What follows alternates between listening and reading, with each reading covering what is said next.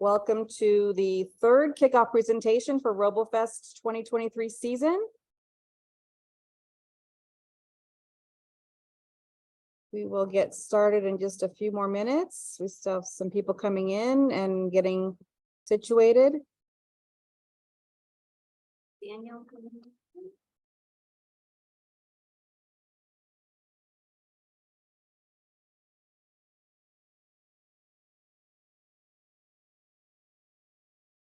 okay. All right, I'm going to go ahead and get started. Again, if you are just joining us, if you would like to come and join us in the gallery so we can see your face, and actually stop sharing for just a minute so we can see everybody in the gallery who's all here. So if you'd like to join us in the gallery, just use the raised hand and I'll go ahead and start the presentation now.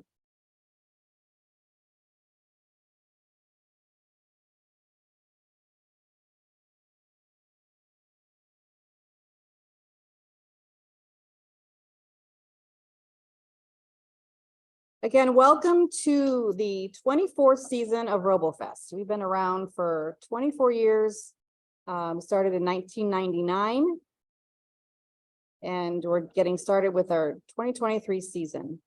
Our agenda today is we will go through some introductions. We will review the workshop schedule and grant opportunities.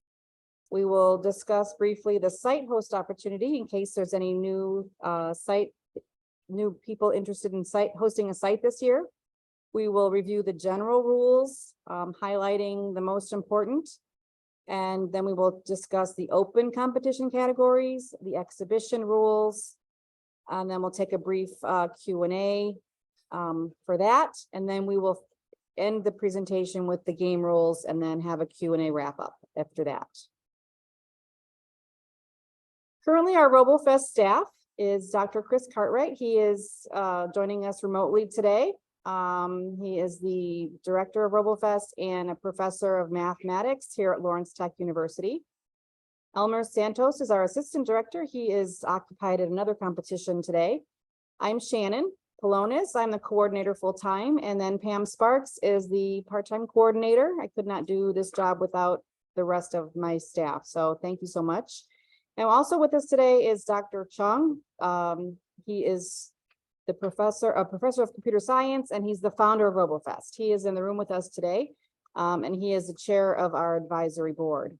Also very crucial to our team is Marilyn Wiseman. She is our math and computer science department administrative assistant, and she does all the work that we need to get things purchased and coordinated that way. We do have 6 student assistants this year: Stephen Arnold, Giovanni DeRose, Robert Newberry, Scotty Rapp, Anthony Chevenak, and Nicholas Sparks. And I believe Stephen is online with us today. So thank you for that. And I'm going to now introduce the advisory board. We do have several of the advisory board members with us today. I'm going to quickly link to the advisory board bios on the Robofest website. So please, if you have a second to take a look at their biographies, we really appreciate all of the advisory board members. Paul, help me with the last name.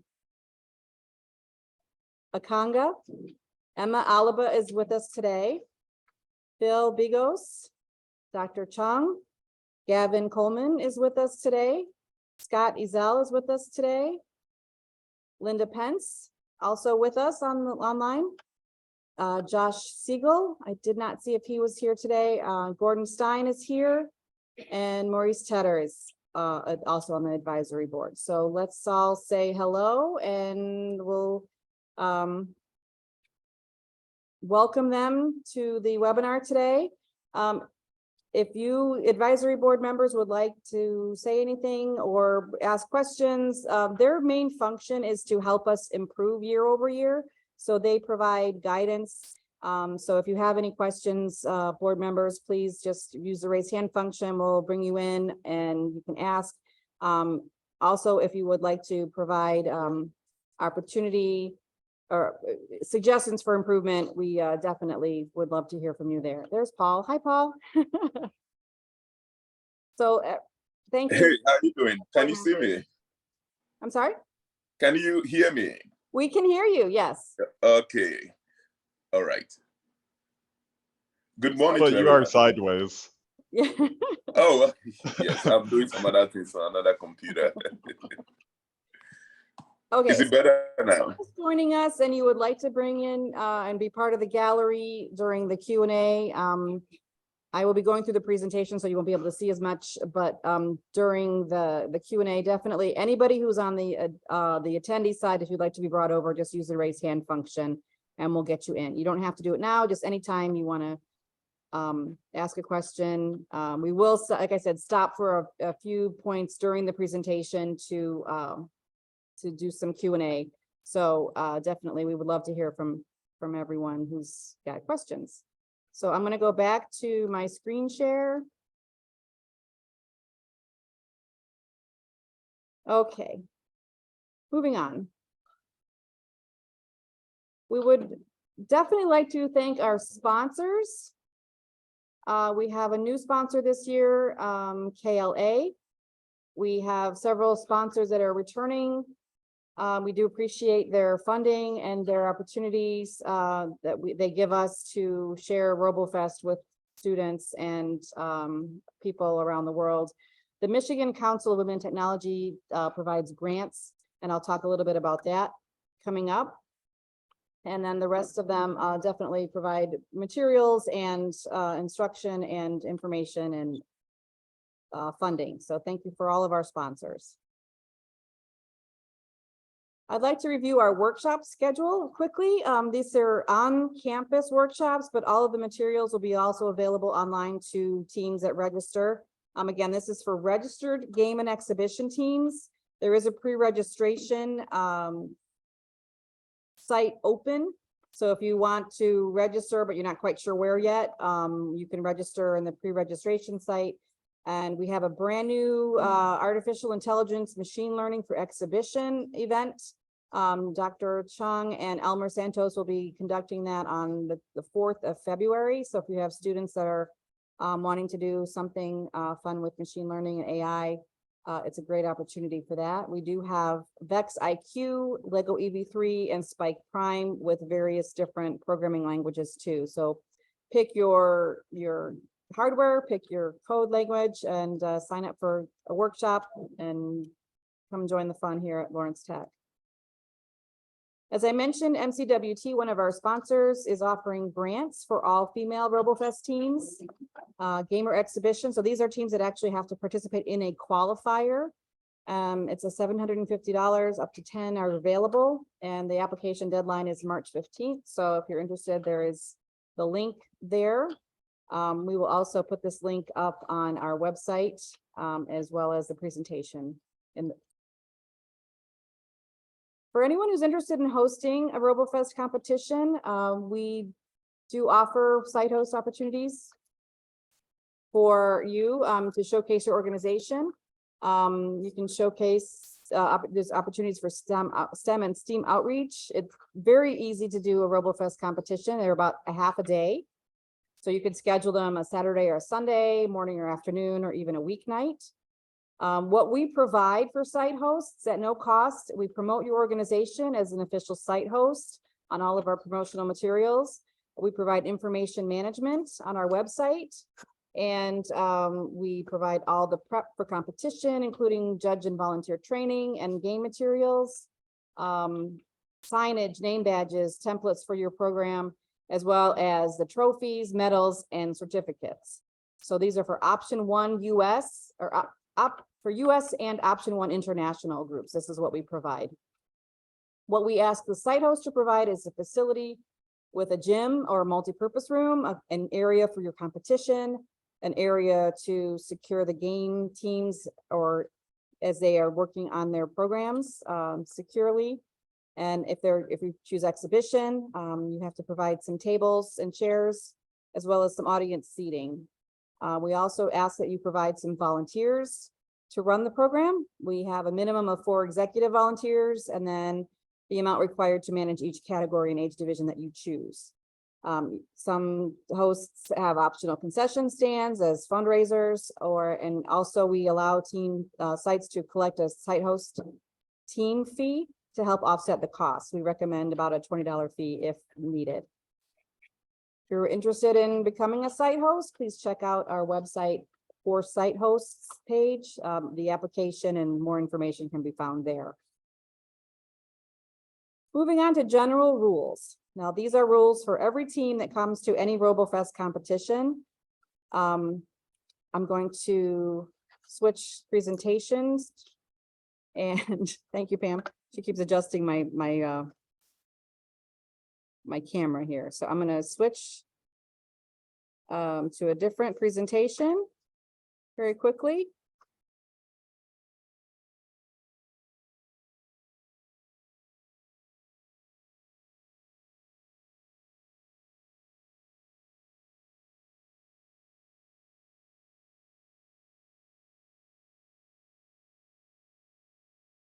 Okay, I'm going to go highlights of the general rules. I'm not going to go through the entire list of general rules because you can obviously download this page, this deck from the website under the Get Involved 2023 main page, but I do want to highlight some key information here. So I'll be going over the overview and schedule, the categories and competition formats, registration and fees, and then how to advance to the World Championship. There are a couple of minor changes from the first kickoff rules, but nothing really significant in this deck. So, but I will go through these four major sections. So as I mentioned, Robofest was founded in 1999 by Dr. Chung, Professor of Math and Computer Science here at Lawrence Tech. It is a festival of competitions using autonomous robots, offering students the opportunity to master principles of STEAM, including computer science and AI, as well as communication, critical thinking, teamwork, and problem-solving skills while they design, construct, and program robots. Since our inception, we've hosted over 32,600 students in over 14 states and 25 countries. Our mission is to generate excitement and interest among young people for science, technology, engineering, arts, and mathematics, computer science, and AI. We also strive to develop essential skills such as teamwork, leadership, creativity, communication, and problem solving, and to prepare students to excel in higher education and technological careers. Many features of Robofest, one we feel is the most important, is that we are 100% autonomous. We require sensors for all of our events. Another interesting feature is that we don't restrict teams to robots or programming languages. Any robot platform or programming language can be used for most of our categories. The teams are small, with the average size of about 3. We offer challenging events with dynamic playing fields, unknown factors, and no direct adult help. We recognize all participants.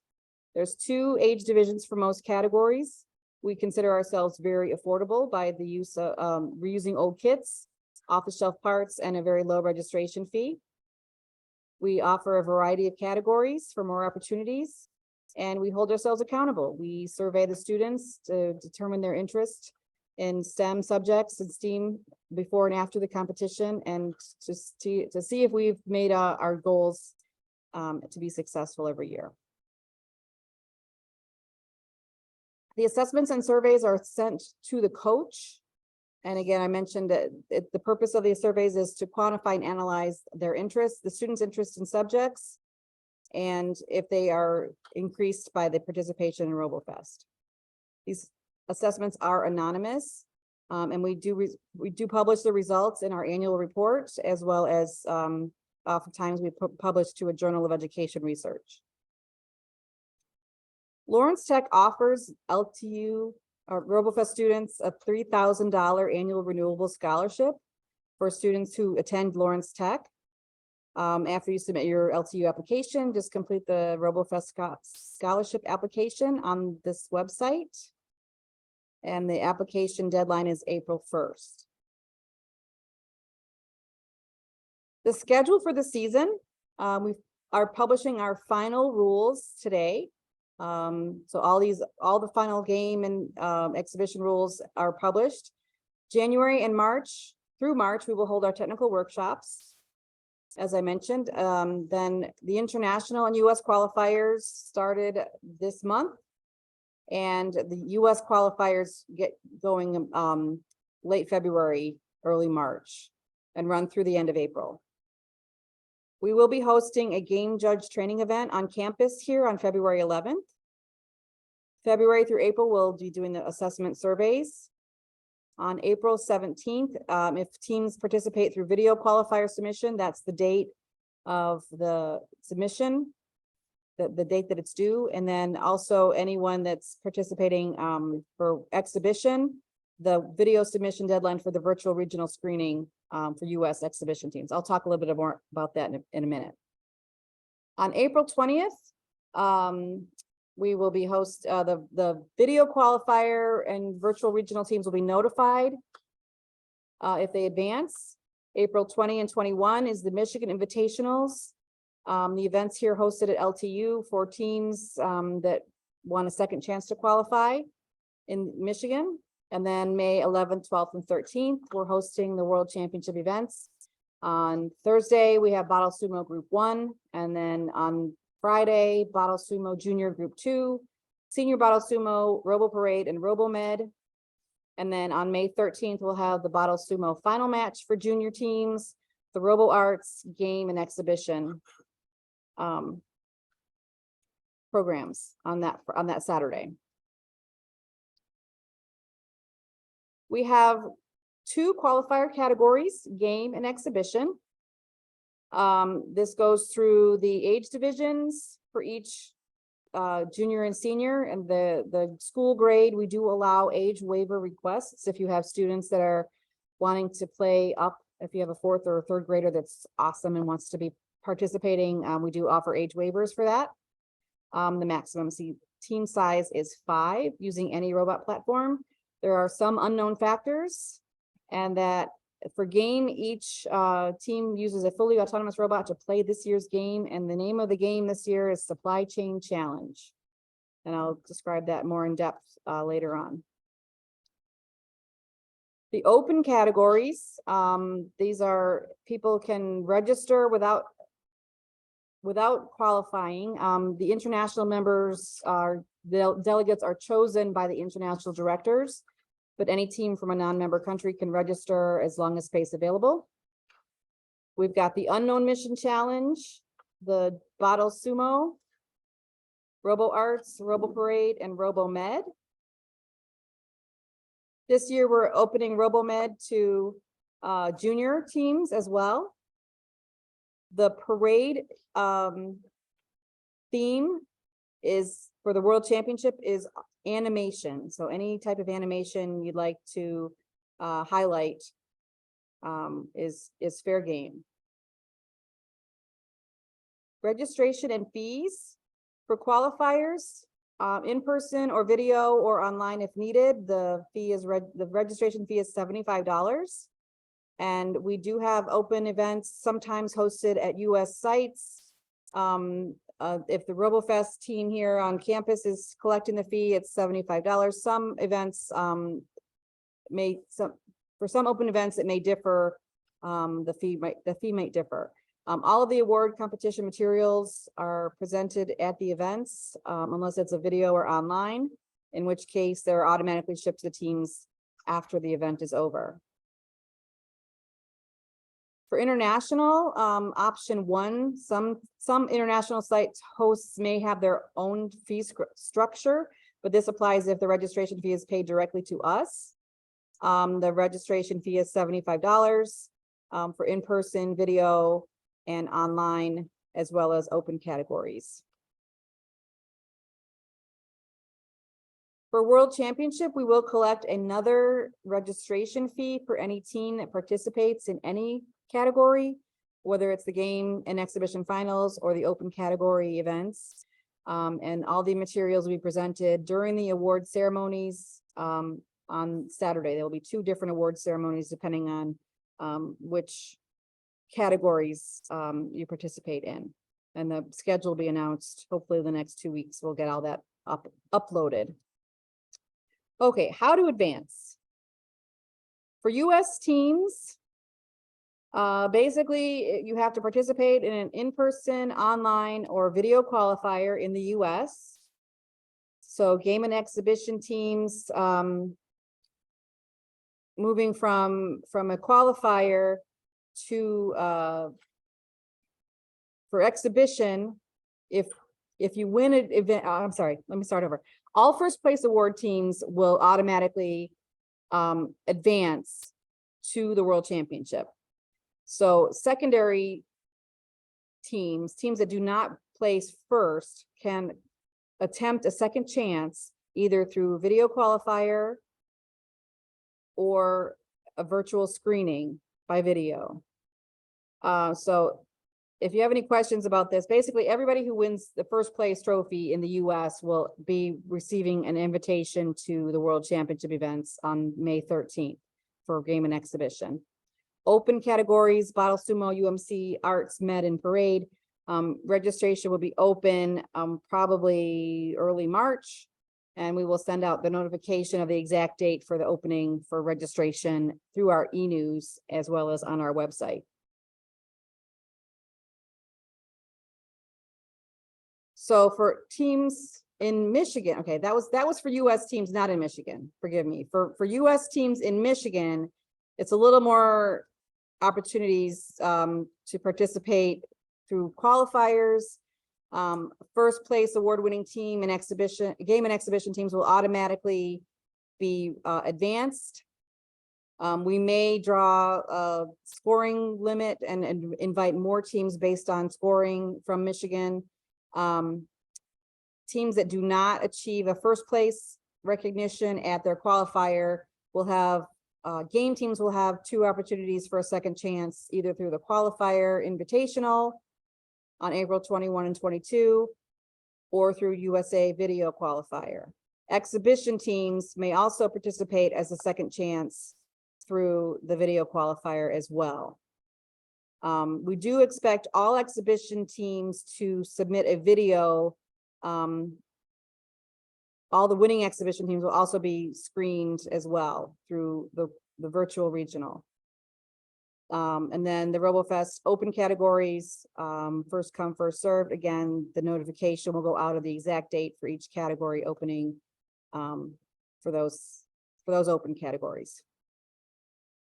International teams, as I mentioned, all the member country delegates are selected through the international directors, through qualifiers or other means. And then from non-member countries, we do offer international video qualifier for game and exhibition.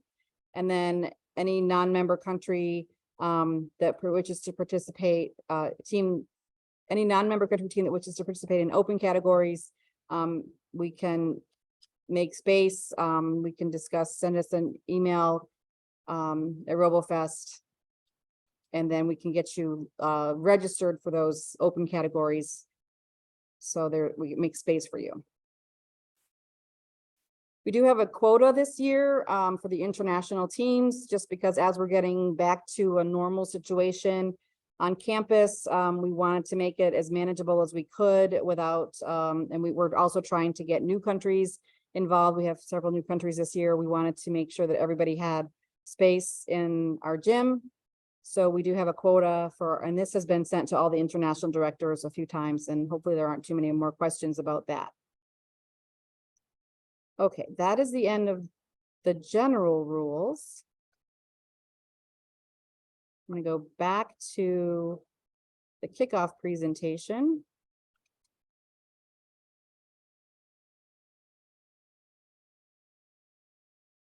And we're going to talk about the open competitions. The bottle sumo competition is the objective is to be the first robot to intentionally push a bottle off the table or be the last robot remaining on the table. There are 3 age divisions. Junior is open to Lego NXT, EV3, Spike Prime, and Vex IQ. Senior Classic Division is only those included with Junior, and then Senior Unlimited is any robot platform. The maximum team size is 3, and the rules are updated on the robofest.net website under Get Involved Bottle Sumo. We did make a change recently to the World Championship Bottle Sumo rules.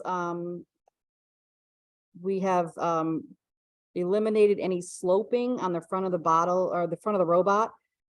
So robots can't have a wedge. It has to be a horizontal that pushes the bottle or the robot. So please take note of that. We will highlight that in the rules document as well. That's been uploaded.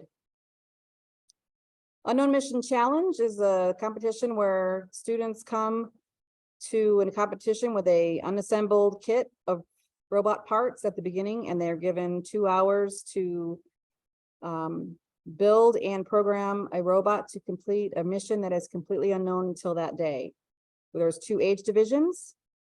Maximum team size for this competition is 4. Robo Arts is an exhibition style competition where projects are specifically focused on the visual and performing arts. There's 2 age divisions and the max team size is 5. RoboMed is our newest competition.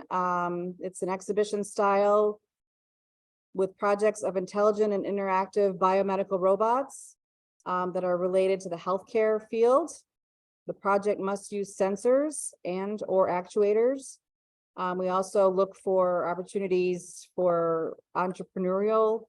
Could something that these students are working on right now be actually turned into something useful in the medical field? We've included junior age division this year. And we still have the senior division and then the college division. And the max team size is 5. On Robo Parade, this is our entry-level beginner program. We expand it to 4th grade. It's a lot of fun. The robots are constructed and programmed by students to follow parade route, to detect other vehicles and stop and start without human help. But what gets really great is the creativity that the students are allowed to build a float, very much like a Thanksgiving Day parade. And the theme this year, as I mentioned, is animation. The maximum team size for Robo Parade is 5.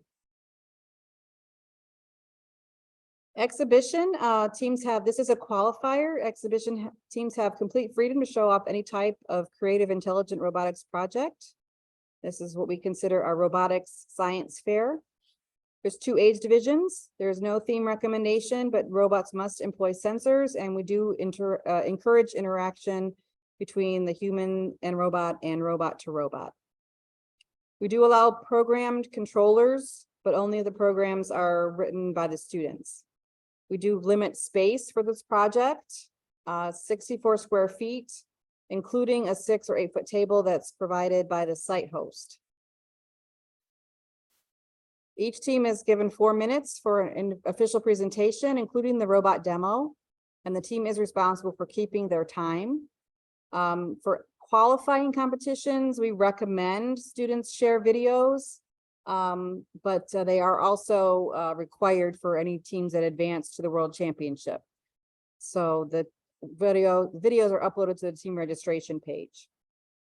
The judging rubric is available, and it's on my next page here. I'll show it to you in a second. We don't judge students. Let me start over. The application of math and science, which are appropriate to age level, is a strong plus. We're not going to look for students, 4th and 5th and 6th grade students doing high level discrete math. It's not going to provide any advantages for them for judging. We do allow 1 team member, but it will receive the lowest score for the teamwork criteria. And the rubric is on the online. Okay, are there any questions? I can pull up the rubric if anyone would like to see it. Otherwise, it's in the exhibition category. Are there any questions right now about the general rules, open category, exhibition, or advancing to the World Championship? So I'll stop share quick. If you have a question, you can type it in the chat. You can raise your hand.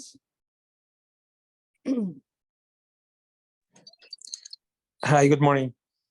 Hello. I just wondering, I was looking the specs on the UMC and Bottle Sumo, and I see that you allowed to use Lego Prime, Spike Prime, Yes.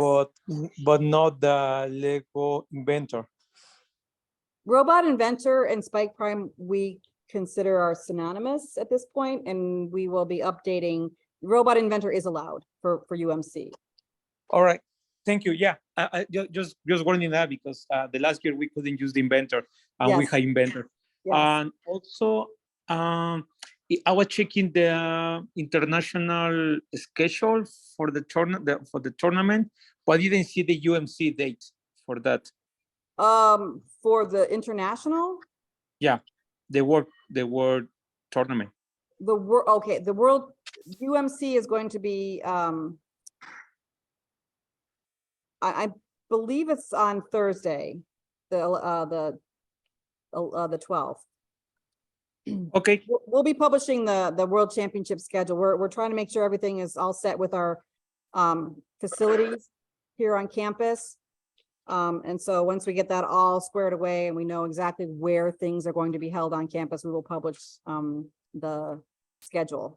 All right, but for sure it's going to be a UMC at the World Tournament. All right, Yes, thank there you. will be an international UMC at World Championship. Yes. All right, thank you. That's all. Thank you. Yeah. Giovanni, yeah, I think he's from Giovanni. Are you from the Latin American group, or where are you from? Yes, Latin American group. Okay, great. My name is Italian, but I am Latin American. We have a question. Can U.S. judges participate in international competition judging?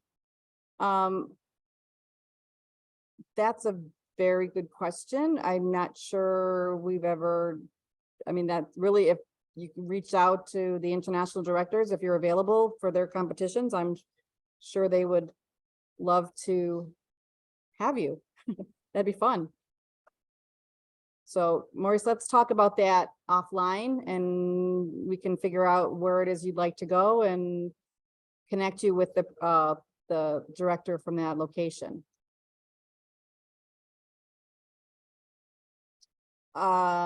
Any other questions regarding the general rules, advancing?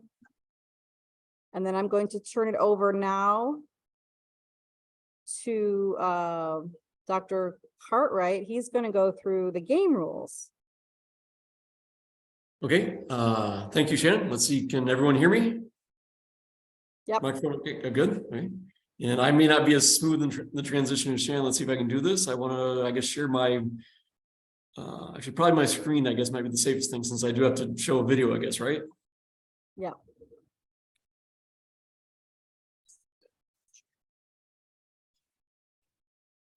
Okay, so I'll be talking about the 2023 game competition.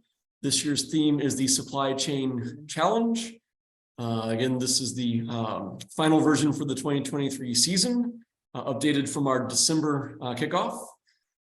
Basically, pretty much all the information you need to find from Robofest can be found at our website, robofest.net.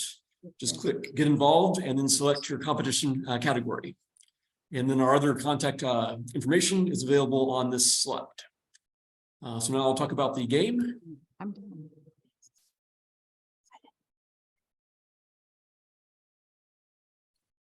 Great. So here's the synopsis. The supply chain is broken, the port is jammed up, the stores are empty, and there are many obstacles. Autonomous robots are needed to clear the obstacles. They need to bring order to the port and restock the store. For junior division, the location of the objects will be unveiled at the start of a 30-minute work time. For senior division, some locations will be unknown until after impound. Additional tasks and or objects may be added for the World Championship competition.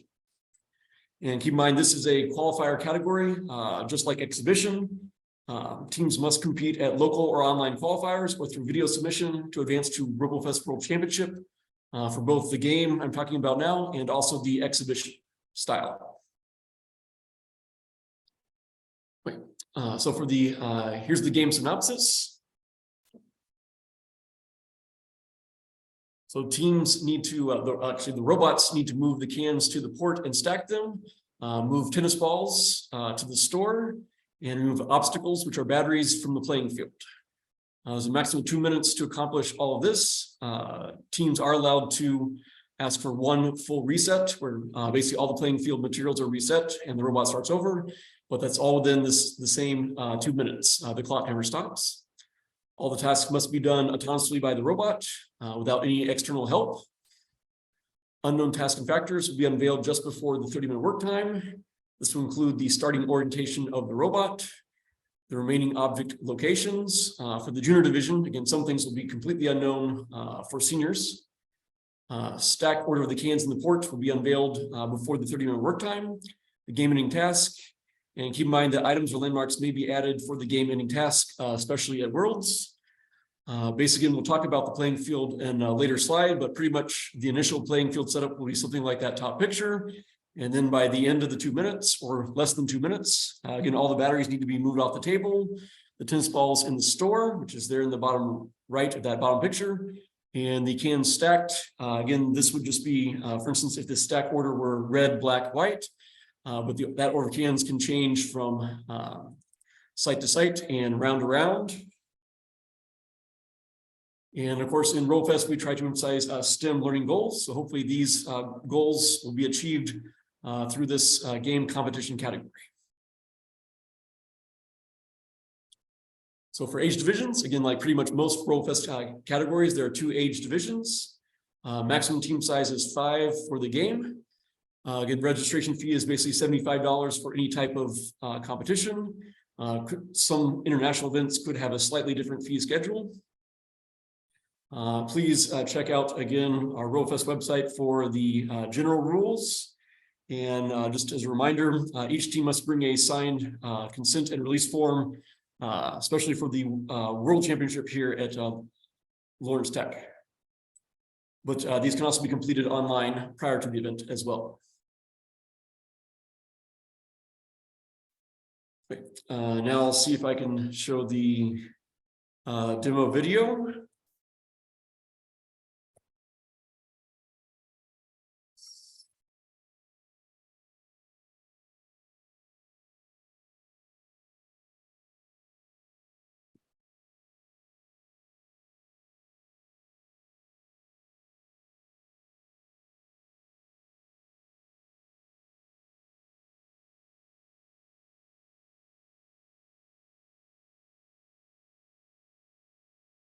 So there, I think the robot accomplished the task of moving the tennis balls to the store. Looks like it's now trying to collect the cans.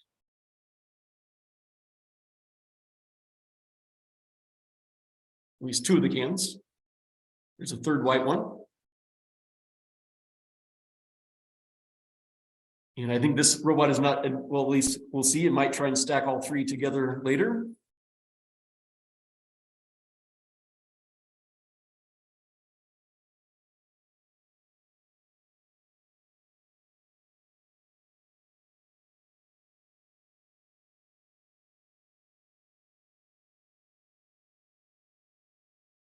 Now the robot's trying to move 3 batteries off of the playing field.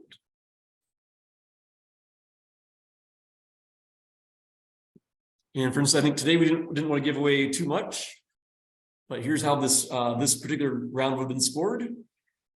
So getting in the port but not stacked again earns partial points. Stacking all 3 gets the most amount of points, and we don't need to watch the ad.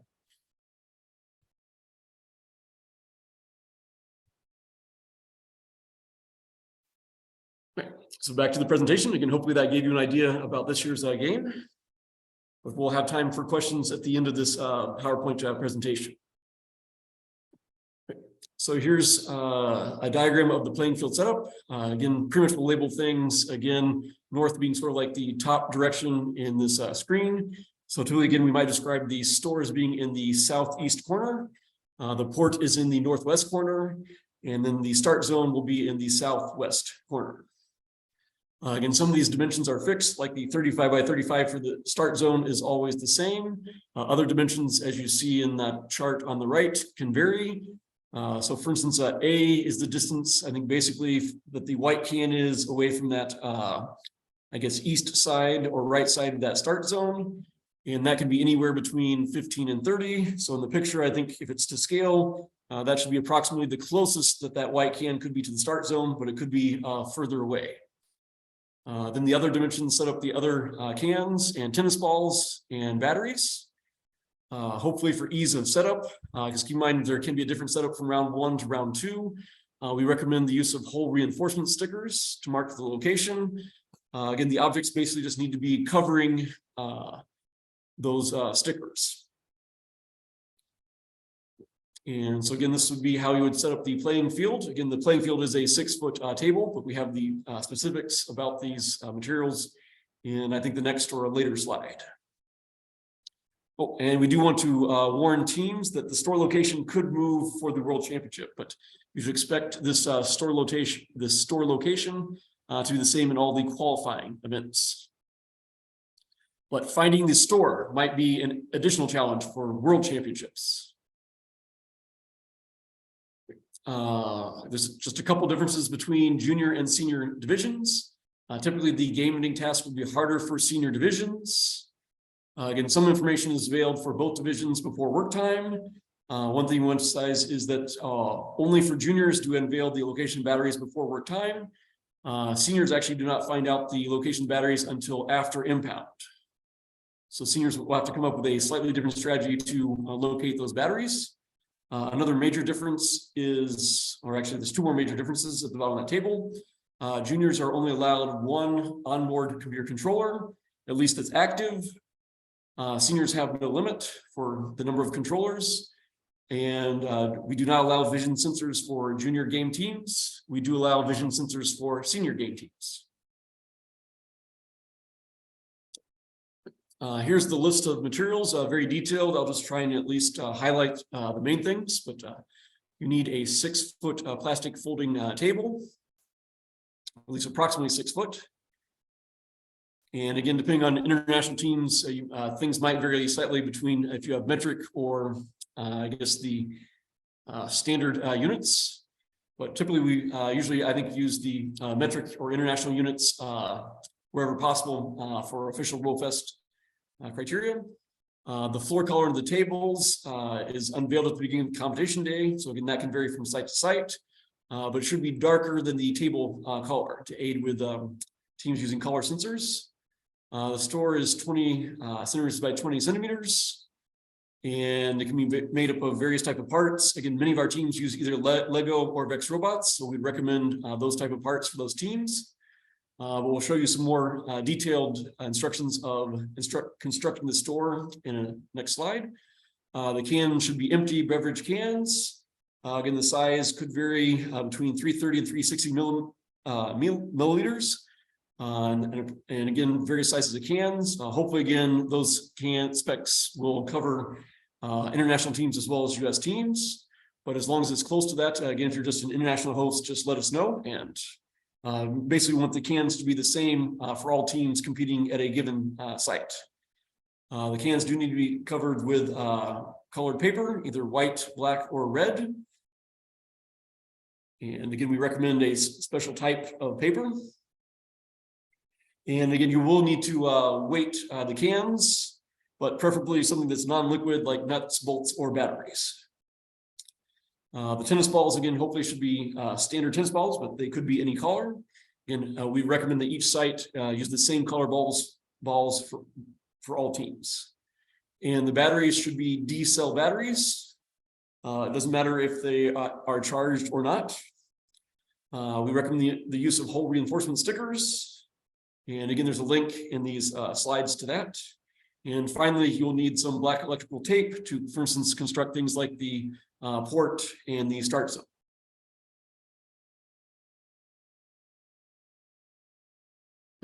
Again, here's some pictures of the store construction. The final store should be 20 centimeters by 20 centimeters in length and width. We would like the height to be flush with the top of the table. So again, depending on your table, you might need to raise or lower that slightly. And we recommend that you use a 90-degree beam to reinforce the corners, or at least at each corner, use that reinforcement. And again, you can use a connector and axle to adjust the height to make sure that again, the top of that store is flush with the top of the table. And we recommend also that you tape the store to the table to keep the store from moving. And I think we kind of have a Lego example over there on the left, and we have VEX example on the right. But as long as it meets those dimensions and is flush with the top of the table, you could use possibly other parts. For instance, if you're not using either a Lego or VEX robot for your game.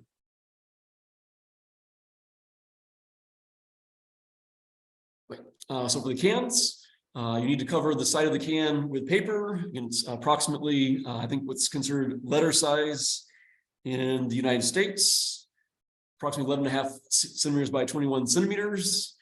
If you see that top picture, I think we'd especially like to make sure that you cover it all the way down to the bottom. Again, there might be a little bit of the top of the can showing if things aren't, if your cans and paper don't quite match.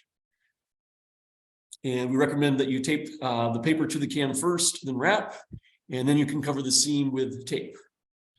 Please leave the top and bottom uncovered. Hopefully that will help make it easier for teams to stack the cans.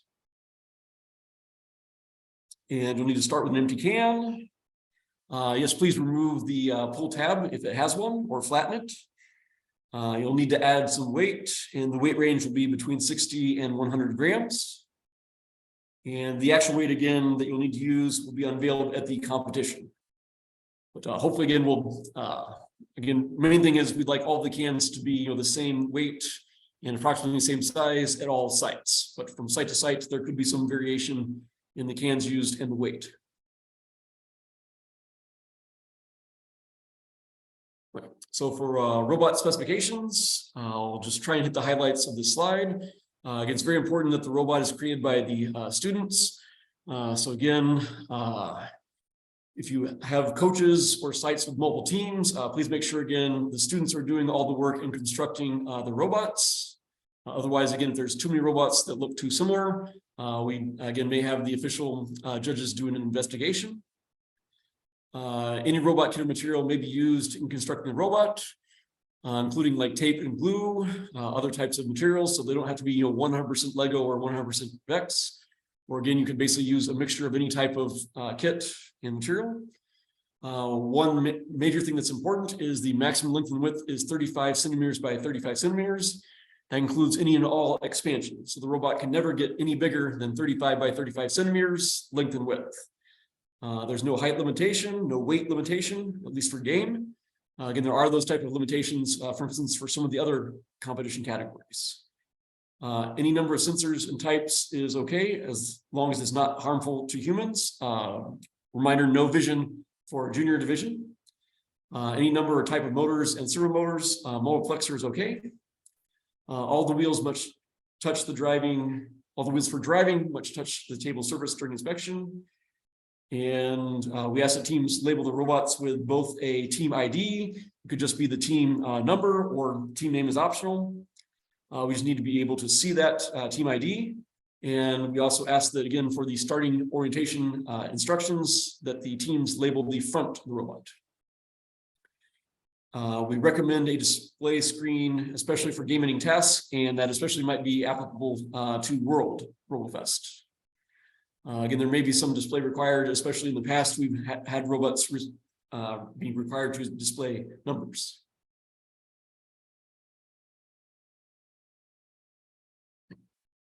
Violations, full reset, and the end of run. Again, if any of the following violations occur, judges will stop the gameplay immediately. And the three types of violations are: the human touches the robot or field materials. Once the robot starts moving, the player cannot touch it. If the robot falls off the table, again, that's a violation. And that's considered, again, that will count anytime the robot touches the floor. And again, there could be other illegal activities. if a judge tells a team to stop the robot, the team should comply. Then once a violation has occurred, the teams can either request a one-time full reset, or they can decide that their run is done. Just keep in mind, if a reset is selected, it's the judges who must reset the table as quickly as possible, and time continues to run. Teams may declare the end of the run at any time. But again, otherwise, if the players touch the robot before they declare the end of the run, that would be a violation. If the robot is still moving when the team calls end of run or at the time limit, no points are going to be awarded for the game-ending task, which requires robots to stop. Here's the procedure to play the 2 rounds. So again, each game team has 2 two-minute rounds. Only contestants are allowed to access the pit area. Again, that includes during setup time. Basically, again, at all time during the competition time, the students should be working on the robots or practicing by themselves without adult help. When unknown tasking factors are unveiled, teams will either be given a hard copy or that it will be displayed on a screen. We'll show some examples in a moment. After the UTFs are unveiled, teams are given a 30-minute work time. And again, during this work time, again, all people except contestants and authorized staff should be dismissed from the official competition area. During practice time, again, especially at sites with many teams, teams will need to share the fields. All teams must submit their robot to the impound area when the 30-minute work time has expired. Teams can impound early. And to avoid congestion, we recommend just one team member impounding the robot. And a penalty may be applied if they do not impound within the given time frame. Next is part of the procedure. Judges will inspect the robots during impound. This includes checking the size of the robot, that 25 by 25 centimeters, the team ID and front label, number of controllers for junior, etc. No power will be supplied at the impound table. And that includes, again, extra batteries or anything like that.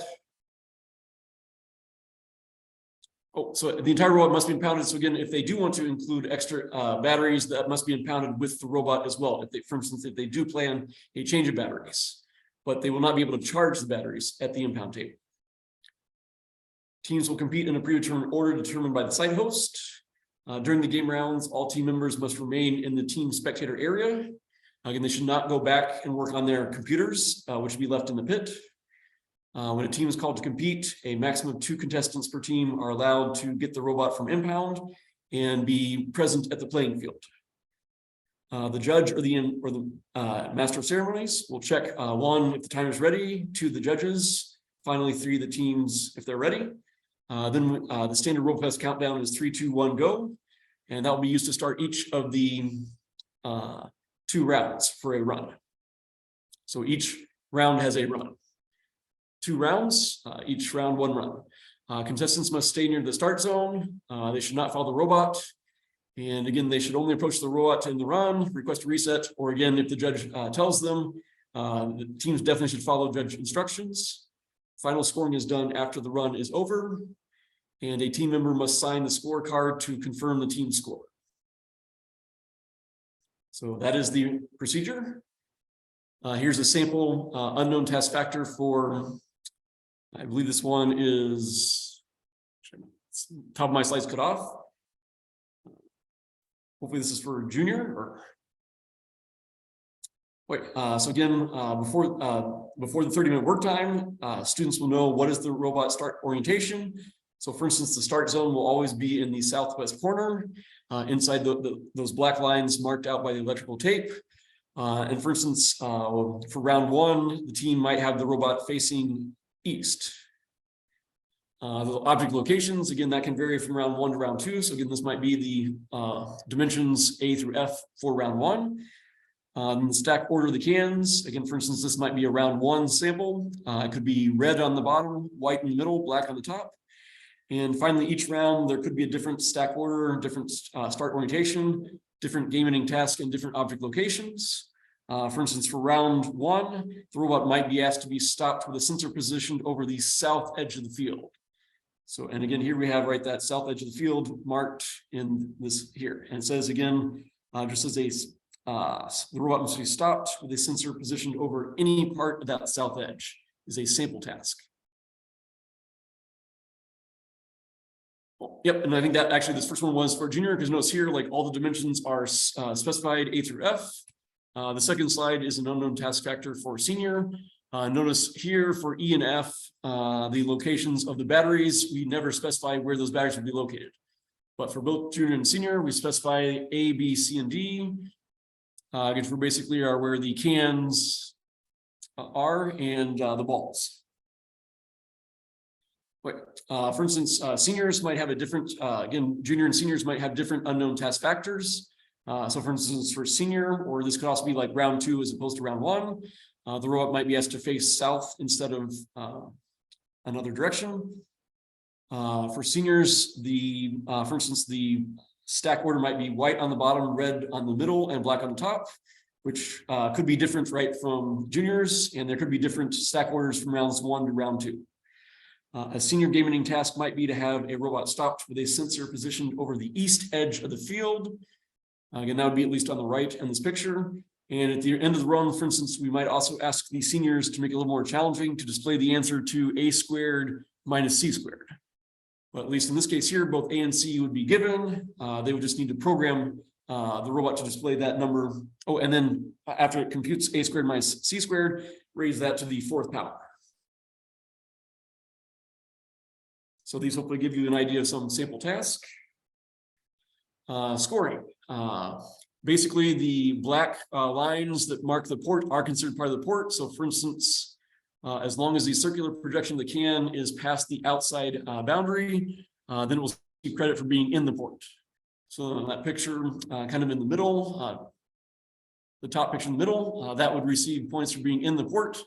Because again, the projection of the can has broken, again, the very last part of the black edge of that port boundary. As far as stacking goes, the bottom can must be touching the table. Cans touching each other can only be touching at the top or bottom of a can. And they must be stacked in order to receive stacking points. And again, that must match the order that's unveiled in the unknown task factors. Balls must be touching the floor inside the store. So you can keep in mind, right, the store is right against the table on that southeast corner. The tennis balls must be inside the store, touching the floor. Batteries must be not touching the top of the table to get credits. And finally, basically something is moved as opposed to receiving other points. That would be in the case where the location sticker is completely visible. So for instance, it's possible, I guess, right, it could happen, right, because you could move a tennis ball to a place where a can used to be. In that case there, the tennis ball should be counted as moved. So again, the object has to be moved from its original sticker to get credit for being moved.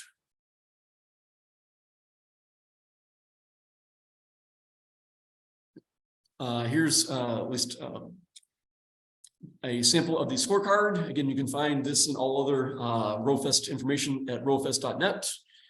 Main thing to emphasize for the judges is they need to do this scoring at the end of the 2-minute run. And I recommend we go from top to bottom. So first check the cans in the port. And again, basically, if it's in the port, check and see whether or not the cans are stacked, in the proper order or not in order. If there's 1, 2, or 3 stacked, of course, well, to be stacked, you have to have at least 2. Then, of course, for the cans, if they're not in the port, if they're not stacked, then check and see if they were moved from the alleged location. And that actually does include any of their stacked. So I guess if something is in the port and either stacked or not stacked, it will also get points for being moved. But notice if there's other objects in the port other than cans, that incurs a penalty. Then next, check the balls in the store. So again, ideally, you'll have 3 balls in the store. I guess I should mention, ideally, you'll have 3 stacked cans in the proper order for the port. Then if the balls are moved from the location, but they're not in the store, you get fewer points than being in the store. And keep in mind, only balls should end up being in the store. So for instance, if batteries or cans are in the store, that would incur a penalty. Next, you can check the batteries. Batteries can be counted as removed from the table or moved, and they can also receive an other object penalty. So keep in mind, ideally, right for the most points, the battery should be removed from the table, and there's a maximum of 3 of those. If they're on the table but just moved, as long as, well, at least they can get the points for if they're moved to a place where they shouldn't be, like the port, but notice then they would also get a penalty because they are a battery and not a can. So please, again, coaches, when you're assisting your teams, make sure, again, the teams try to only move cans into the port, try and move only balls into the store, and batteries should only be moved off the table, or at least they should not be moved into the port or into the store. The game ending mission is worth 10 points. If the robot remains intact, that's worth 12 points. Remember, there's only one full-time reset allowed.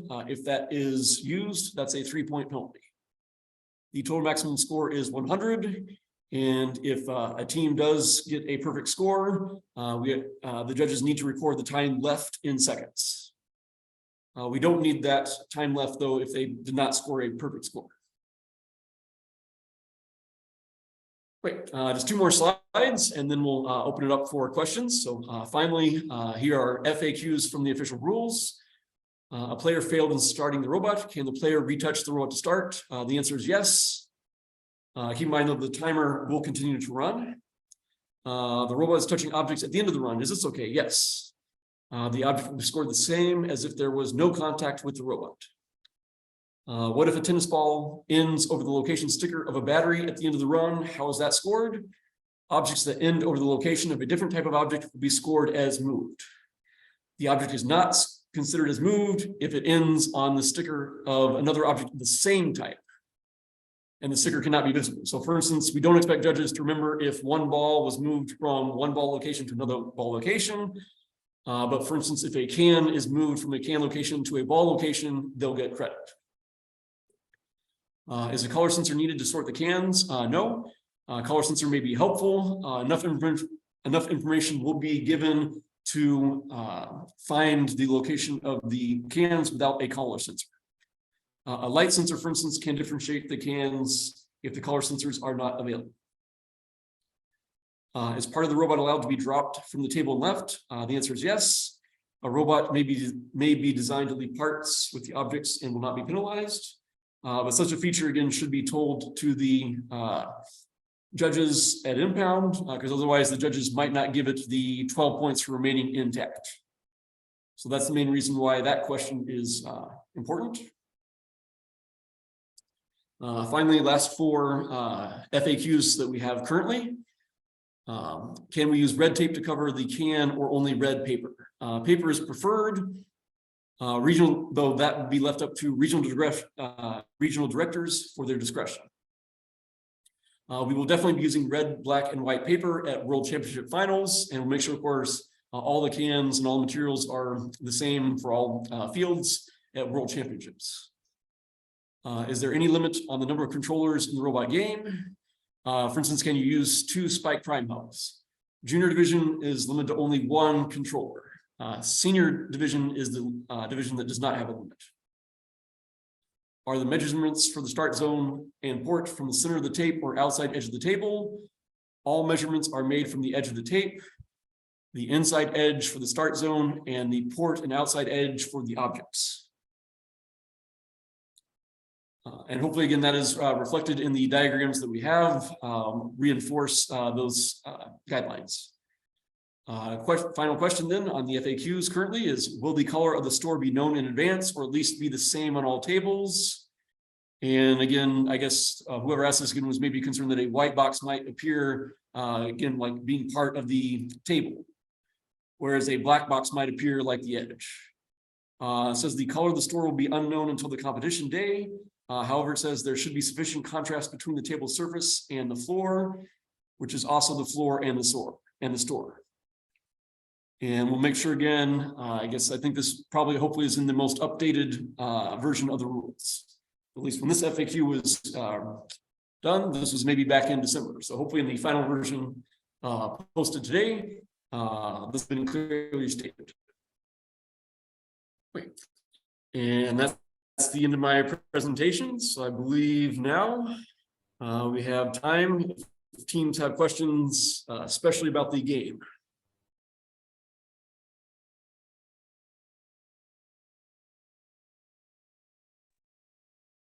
Chris, Selma, can you go over the scenario for an active 2-minute round once the round has started? What the team member can do and not do, and also the judges. I'm thinking that if a team member called for stopping the robot, do they physically touch the robot to stop it? And what happens after that? Yes,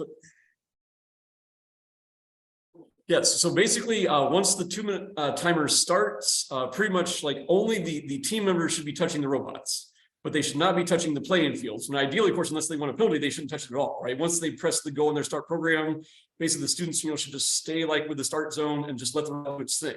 If the robot is not doing what they want it to do, then they should probably let the judges know that, hey, we're going to pick up the robot. We want to, and let the judges know if they want to reset. But they have to inform the judge before they touch it.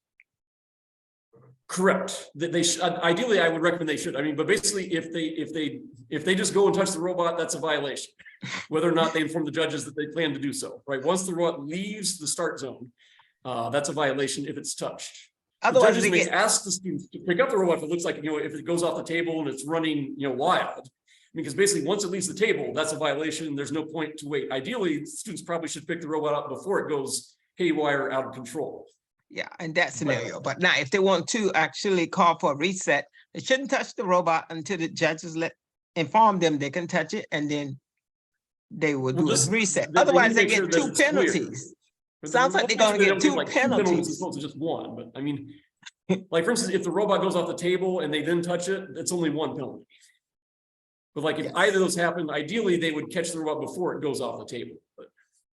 But there's only one reset. So once the robot does something that the team doesn't want, and they specifically ask the judges for reset, the robot needs to go back to the start zone.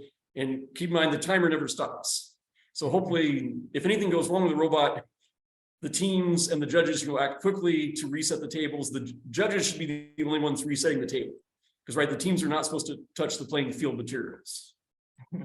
If they call for if they want to just stop, they can just say the process before the 2 minutes up. What do they do? They can call the stop. They can say we're done at any time. Okay, they say they're done. Won't get credit for stopping on its own if the students actually touch the robot to make it stop. If they call for the judge to stop the game, they physically have to press stop, right? They could just pick the robot on the robot. I mean, if 2 minutes are not up. Yeah, if the 2 minutes are not up, But then what do the judges do? Do they just wait until the 2 minutes up before they start tabulating everything? If the students have declared the end of the round, the judges can start scoring. Okay, I was thinking, that could be a little disruptive to the other teams or whatever, the judges. Well, again, the judges can use their discretion. Like, if they want to wait, depends on how much room they can wait. Yeah, well, yeah. Yeah, and again, the chief judge can kind of maybe guide the judges. I mean, it depends, different sites, again, it depends if they have a lot of teams. Sometimes it helps if judges get started early, so otherwise. Okay. It can hold things up. Makes sense. Okay. And sometimes if you could have a slower pair of judges have the team that finishes first, and they could maybe use the extra time. Where sometimes the teams that take all 2 minutes, if they're lucky, they'll have a quick pair of judges. Otherwise, if you have a team that takes all 2 minutes and a slow pair of judges. You can come in. That can slow things down. Yeah, I was just thinking that the team could get 2 penalties for not informing the judge before they touch it, and then they want to do a reset too. No, my main thing is I recommend, that the teams make it clear to the judges what's going on. but in general, the judges hopefully can be lenient. I mean, obviously, if a student picks it up and then drops and picks it up again, that's only one touch, right? I mean, these are kids, right? They're not going to be perfect. Yeah, you don't want to kill them twice. Yeah. Okay. Thank you, Emma, for that question. Are there any other questions? If you'd like to either type them in the chat or Q&A. Gio has one, I just asked him to unmute. I have questions. Hands raised up. Yeah, I had question why I'm gonna feel really dumb, but I'm gonna go ahead and do it. Can you please go to the slide where you have the possible positions of the objects, please? Yep. Just a second. Share my screen. It's easiest. There it is. Yeah, I believe. Well, Or not the other one. The senior. you can use that one. Yeah. So just to make sure, the white can is gonna be always at that position, and the red one at that. Like I would say the red one always at north. Well, no, so this is just a sample, right? So first, Yeah. Chris, go let me to go back number to six, the, yeah, 6.1, or yeah, there it is. yes, so there's always a range. But the red one is gonna be always at north, right? Yes. Yes. But notice, All right, right. C, right, can vary from 30 to 60. But yes, it'll be. All right. Let me. I will try to use. I have the table here, but we are kind of confused about the positions of the objects. I wanna use my camera so you can kind of check, but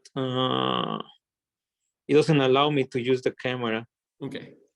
Okay, let me try to explain another Yeah, way. so at least I guess like the 15, right? The distance, right, for the red can from the top of the table is Yeah. always the same. The 15 is from south to north, right? Yes. It's from the, no, it's from the edge of that edge of the table. So Yeah. for the red can, it's from north to south. For the Right. white and the black cans, it's from south to north. The 15 centimeters is from the edge, the closest edge of the table for each can. Yeah. So for the red can, it's 15 from the north edge. For the white and the black, it's 15 centimeters from the south edge. Yeah, and generally we want to make sure you're measuring from, I think, for the most part, the closest landmark. I guess the green ball in the middle might be an exception, but All at right. least that's always 100.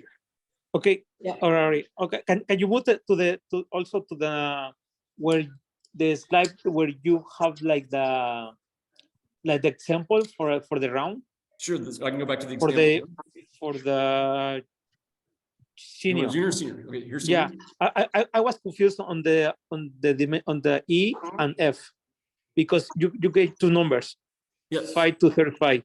it's because it is not unveiled. The teams will not know. It's the range between 5 and 35 centimeters. So the robot And- has to find it. All right, but this is from 5 to 35 Mhm. from the edge of the table to the Yes. center of the table. Correct. And Yeah, in All this right, case, all from right. south to north, yes. from south to north. Okay, and it's good, but it's gonna be always 45. The other number, like the position from left to right. Correct, yes. Mhm. All right, that was my I was so confused about that one. All right, thank you, sir. Sure. Okay, we That have a will. question in the Q&A. Let me go ahead and address that regarding teams advancing. This year, only the first place teams will automatically advance from the qualifier. The 20% is for trophy awards. So we will still award 20% awards for second, third, if there's 15 teams. But only the first place team automatically advances. We will advance other teams based on scores if they are very closely aligned with the first place team.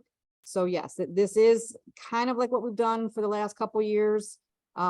We do open up advancements for other high performing teams, but every first place team from a qualifier will automatically advance. And then we have Robofest, RoboMed and RoboArts are closed on the website because we haven't opened registration. Those are only for the World Championship events. We will be opening registration for the World Championship open categories in early March. for the May events. We want to make sure that we know all the quotas for the international teams before we open up registration to the US teams, so we can manage our numbers that way. So those will be open shortly, month or so, and then teams can register on first come, first served after that, after they're open. So we'll be announcing the opening date for World Championship open categories in the next e-news. So the date will be open, will be announced shortly. So hopefully that answers that question. Shalom, did you have a question? Do you want to ask in person, or do you want to ask in the chat? Well, yeah, hi, I want to Hi. ask, I have a question. Well, I have a question about the store box. In the senior division, the store can move, or it's gonna stay in the For corner? Worlds, it could be in a different location possibly. Okay, But so, for qualifiers, it'll be in the same location for everyone, both junior and senior. okay, so in the regional can move the store box, right? The store box can move For in the Worlds. rules. For the World Championship events in May. Okay, yeah, but for the regional, it's gonna Oh, stay for regional, sorry, regional, yeah. For regional, it will be the same location. the same for everyone. location. Yeah, Okay, yeah, but in the corner. yes.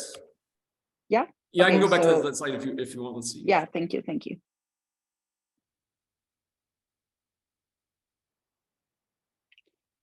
Yeah, because here, Yeah. and that well, the store, here said end task anywhere along edge. So Right. just in the World Championship, right? Right. Well, the gaming task could be different from round to round and from site to site. Okay. So But I think the store what you're asking about was, I think, first mentioned here, that the store location, so yeah, could Yeah. move only for World Championship, not for regional. okay, So for regional, Okay. you're guaranteed the store is in that southeast corner. okay, perfect. And I have another question for Mhm. the end task. Yep. It's always about the numbers. It For could example, involve here- numbers, like displaying a number is a possible thing. This is just a sample. Okay. This is an example. So we can practice with my my students with that example, right? Correct. I would definitely recommend they practice with this, yes, as a sample, yes. Okay, perfect. So the game and task, it's gonna change. Correct. You should not count on it being the same. It could be the same as this. I mean, but it could be different from site to site. Okay, perfect. Like just because That's someone has all. like a game ending task in February and like your qualifier is not till March, you shouldn't assume that you're going to have the same game ending task. Okay, You can perfect. try and mix them up from site to site. Okay. Well, thank you. You're welcome. Thank you. Daniel had a question. I believe you wrote it in the chat regarding the starting orientation for the robots. We will use one of the 4 cardinal directions. It will not be like a northeast or a southwest. It'll be north, south, east, or west only in our starting unknown factors. So I think that was what you were asking. So. Are there any other questions? Very good. If you do have a question after the fact, you can always email me personally at spolonis@robofest or at ltu.edu or at the Robofest mailbox, robofest@ltu.edu. And then we will try to answer everyone's question in a very timely manner. Registration for qualifiers in the US is open. We are still accepting site host applications. So if you're interested in hosting a site, still, I'm going to be reaching out to some people that said that they might be interested in hosting yet. So we might be adding a few in Michigan and other states. But I know that our international directors are moving very fast on their registrations might be open or they're working very hard to get that all set. So we appreciate you coming. Thank you for the folks in the room and thank you for everybody online. We look forward to everyone having a really great Robofest season and good luck to everybody. So we will be shutting down the webinar again. Have a great rest of your day. And we'll hopefully see you soon. Yeah.